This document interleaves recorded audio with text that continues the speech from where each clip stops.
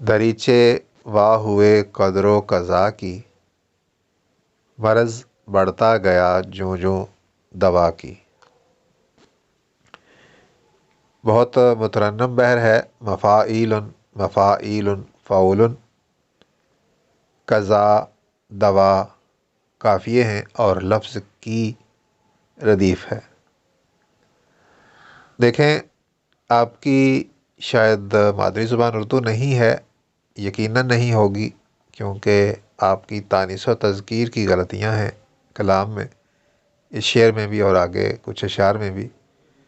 دریچے واہ ہوئے قدر و قضا کے کہہ سکتے ہیں ہم، ٹھیک ہے۔ دریچے ایک تو مذکر ہے، دوسرا جمع کا صیغہ ہے، ٹھیک ہے۔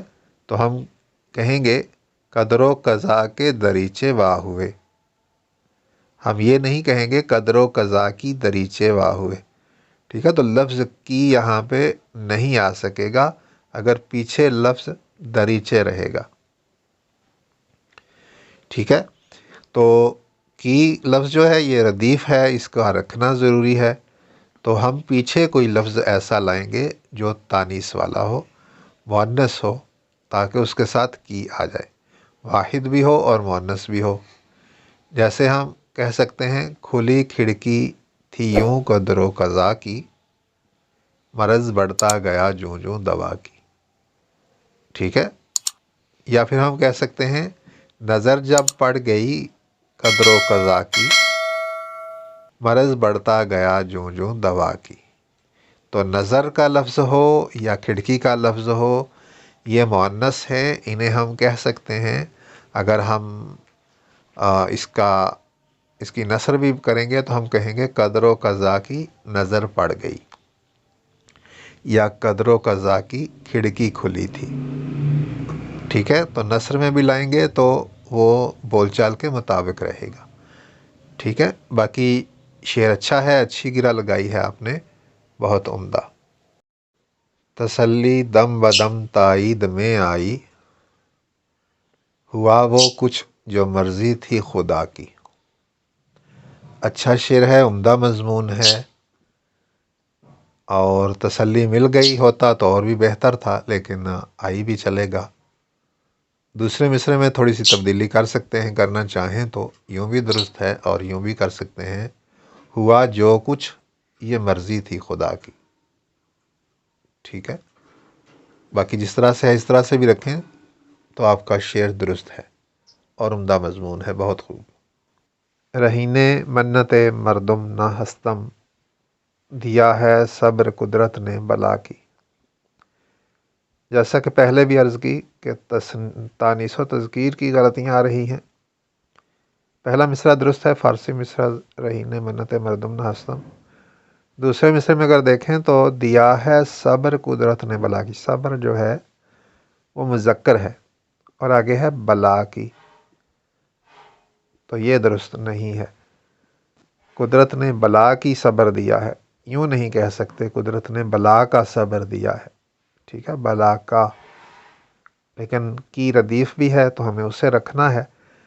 تو صبر کی جگہ کوئی ایسا لفظ لائیں گے جو تانیث والا ہو اور جس کے ساتھ کی درست آ جائے۔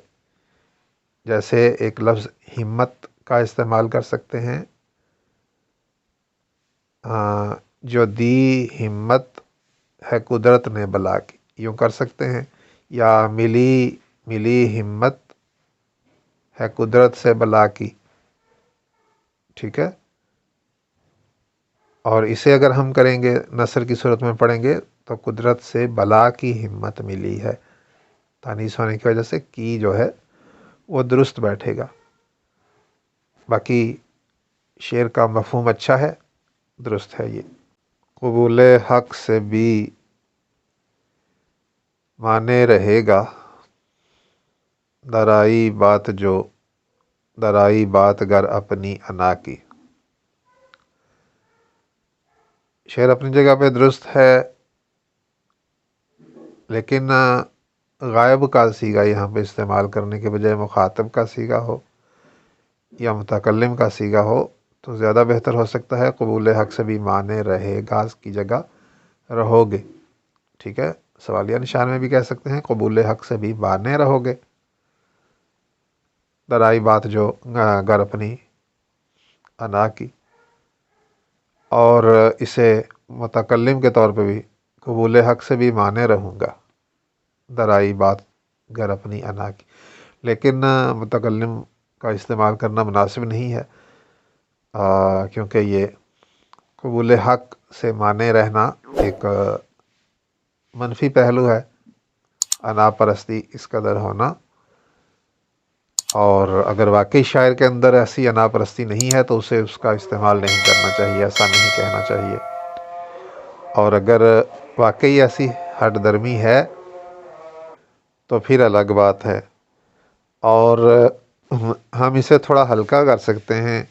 अगर पहले मिसरे में कबूल हक से माने होने की बजाय हम कुछ और ऐसा ले आएँ, और जैसे हम कहते हैं किनारा, मोहब्बत से किनारा कर न लूँ मैं, ठीक है, दराई बात है अपनी अना की, ठीक है। मोहब्बत से किनारा कर न लूँ मैं, दराई बात है अपनी अना की, कि मेरी अना की बात आ गई है, अब मैं कहीं मोहब्बत से किनारा न कर लूँ, ठीक है। या आप कह लें तुम्हारा हिज्र, हाँ गवारा हिज्र भी, चलें मैं नस्र में अर्ज़ करता हूँ, आप इसके मौज़ू कर लीजिएगा कि मैं तुम्हारा हिज्र भी गवारा कर लूँगा अगर अना की बात आ गई तो, ठीक है। यानी तेरा साथ छोड़ दूँगा, ये वो कुछ इस तरह का हम कह सकते हैं। तो इसमें इतनी शिद्दत नहीं है। कबूल हक से जो है वो माने हो जाना अना की वजह से, ये बहुत शदीद बात है जिसे मुमकिन है कि कहना मुनासिब ना हो, ठीक है। तो इस तरह से हम कर सकते हैं।